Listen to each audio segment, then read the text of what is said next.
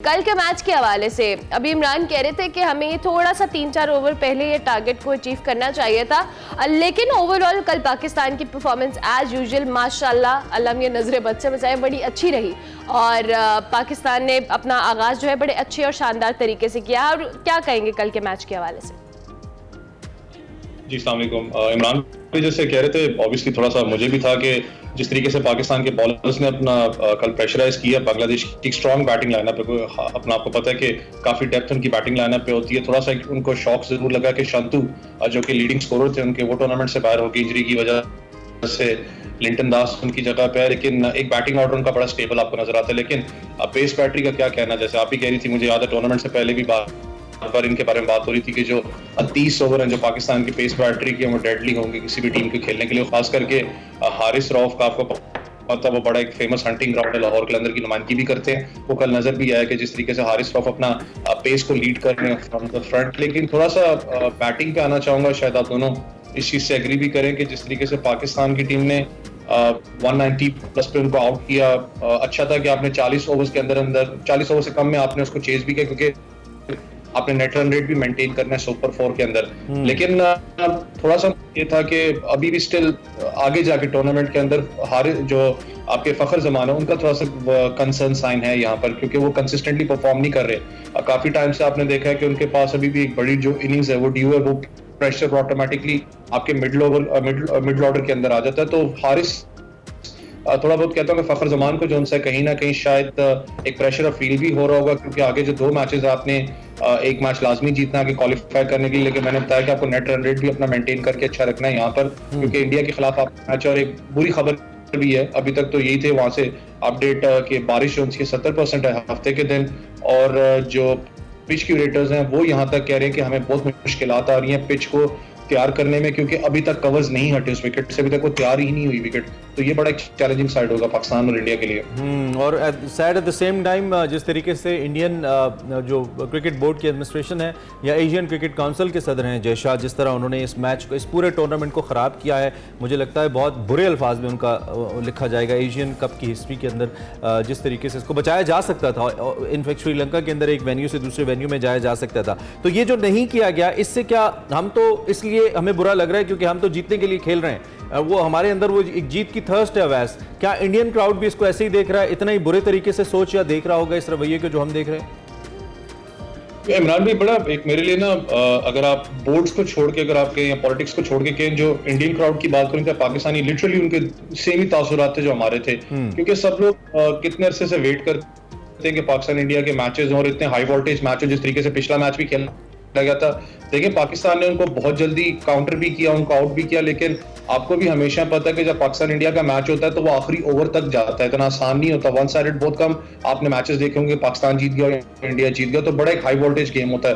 Obviously sponsors होते हैं, gate मनीज होती हैं, बाकी अपना शायकीन इतना सफर करके जाते हैं, जब मैच ना हो तो वो दिल भी तोड़ता है। आप श्रीलंका की देखें, एक वेन्यू आपने चेंज किया, आप हेम्बरटूटा गए हैं, वहां बैटिंग ट्रैक है, वो ज्यादा बॉलर्स को सपोर्ट नहीं करती।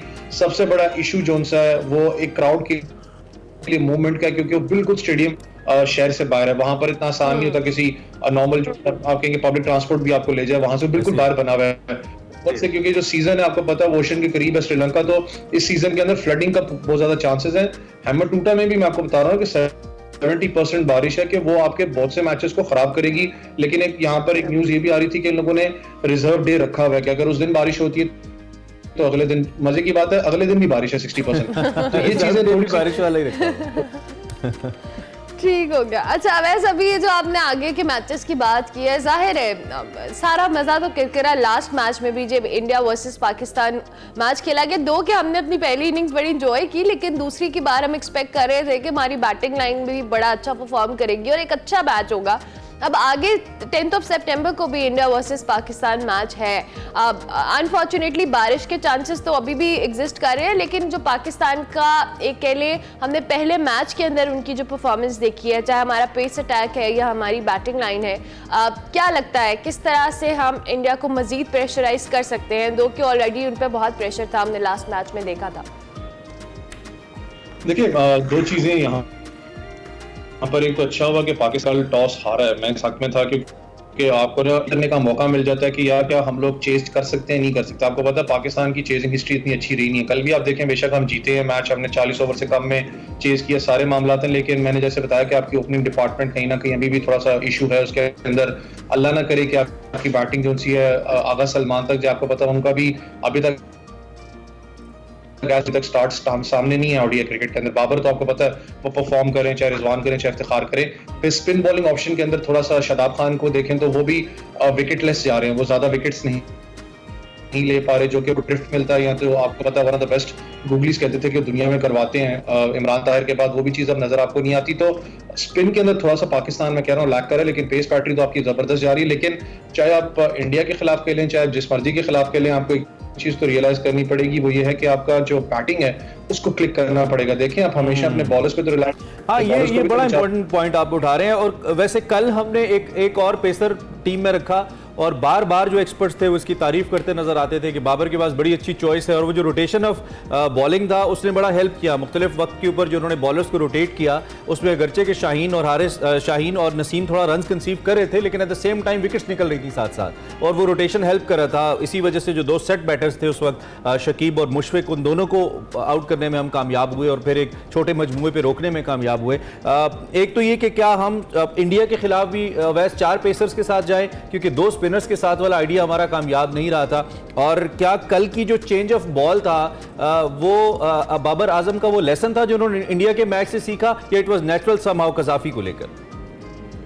नहीं, एक चीज आपको पता है, कदाफी स्टेडियम की तो विकेट है वो तो 300 प्लस स्कोर की है, क्योंकि वहां पर चेज बड़ा अच्छा होता है। बैटिंग ट्रैक आपने देखा होगा। चलो वो कल पाकिस्तान की बॉलिंग बड़ी जबरदस्त थी कि जल्दी आउट हुए, लेकिन कल एक मुझे अच्छी चीज लगी, स्ट्रैटेजी जो बाबर आजम की थी वो थोड़ी डिफरेंट थी कि उनके भी बैक ऑफ द माइंड था कि मैंने चेंज करते रहना है, मैंने एक बॉलर को लगातार स्पेल्स नहीं करवाने, मैंने दूसरे बैट्समैन को सेटल नहीं होने देना, उनके दिमाग से मैंने खेलना है। आप देखें ना, सबसे बड़ा इस वक्त एक, अगर मैं पाकिस्तान वर्सेस इंडिया की चले बात करूं तो मैं 2 चीजों को कंपेयर कर रहा था। मैं टेक्निकल पॉइंट ऑफ व्यू से बात कर रहा हूं, रोहित शर्मा की चले बैटिंग ले लें, शुभनाम गिल की बैटिंग ले लें। जिस वक्त तो पाकिस्तान के खिलाफ इमरान भाई खेल रहे थे तो रोहित शर्मा बहुत अंदर क्रीज में खड़े हुए थे। आपने देखा होगा कि लेट स्विंग को कट करने के लिए कि लेट स्विंग जो सी है, मुझे इन स्विंग जो जिससे वो डरते हैं वो उसको मैं खत्म कर सकूं। जब नेपाल के खिलाफ वो बैटिंग करने आए हैं, उनके दिमाग में वो साइकोलॉजिकल प्रेशर बिल्ड हुआ था फिर से रोहित शर्मा पे, इतना प्रेशर बिल्ड है। आप उनके उठा के 1.25 ओवर की बात मैं कर रहा हूं, मैं पूरे 2 ओवर की भी बात नहीं कर रहा। 1.25 ओवर जो अटैक के हैं उसके अंदर आप देखें वो क्रीज के अंदर खड़े हुए हैं, उनके दिमाग में वही बात फिर चल रही थी कि यार अंदर बॉल आएगी उसको मैं अपना ग्लाइड कैसे ऑन साइड पे करूंगा, जहां पर आपको याद है